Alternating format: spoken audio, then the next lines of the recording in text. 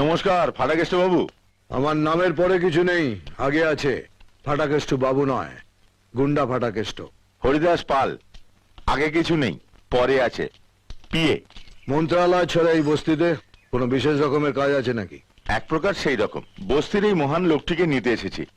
মুখ্যমন্ত্রী আপনার সঙ্গে দেখা করতে চান। তুমি তাহলে ফাটাকেষ্ট? ওটা লোকের দেয়া নাম, আমার আরো একটা নাম আছে, যে নামে একমাত্র আপনি শুধু আমাকে ডাকতেন। আমাকে চিনতে পারছেন না স্যার? আমি বদলে গেলেও আমার প্রণামটা বদলায়নি, ওটা একই আছে স্যার। কৃষ্ণ সারথী, আমার কলেজের সবচেয়ে ভালো ছাত্রটি আজ আমার মন্ত্রিসভার সবচেয়ে খারাপ মন্ত্রীর পোশাক গুন্ডা ফাটাকেষ্ট।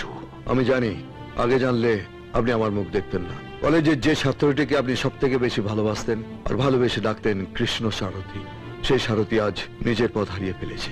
যা আমি তোমাদের শিখিয়েছিলাম সবই কি তোমার কাছে মিথ্যে মনে হয়েছিল? না, আপনার কাছ থেকে পাওয়া শিক্ষা আজও আমার কাছে সত্যি হয়ে আছে স্যার, শুধু সময়টা মিথ্যে হয়ে গেছে। সময়টা মিথ্যে হয়নি কৃষ্ণ, তুমি মিথ্যে হয়ে গেছো। তোমাদের ব্যাচের অনেক ছেলের খবর আমি রাখি, যাদের জন্য আমার গর্ব হয়। আর তুমি তুমি একটা গুন্ডা তৈরি হয়েছো। তোমার জন্য আমার নিজেকেই নিজে চড় মারতে ইচ্ছে করছে। কতজনের জন্য আপনি নিজের গালে নিজে চড় মারবেন স্যার? রণদেব পালের মতো লোককে যদি এতগুলো বছর সহ্য করতে পারেন, 7টা দিন না হয় এই গুন্ডাটাকে সহ্য করলেন? পারবে তুমি 7 দিনে আটকে থাকা চাকাটা ঘুরিয়ে দিতে? কলেজে একবার আপনি আমাকে একটা দায়িত্ব দিয়েছিলেন, সেটা ঠিক করে উঠতে পারিনি বলে আপনি আমাকে একটা চড় মেরেছিলেন। 5 দিন ধরে গালে সেই দাগটা ছিল স্যার। এবারও যদি না পারি, সেই চড়টা না হয় আবার মারবেন। পরশু শপথ গ্রহণ, তোমার সামনে 7 দিনের এক ধর্মযুদ্ধ।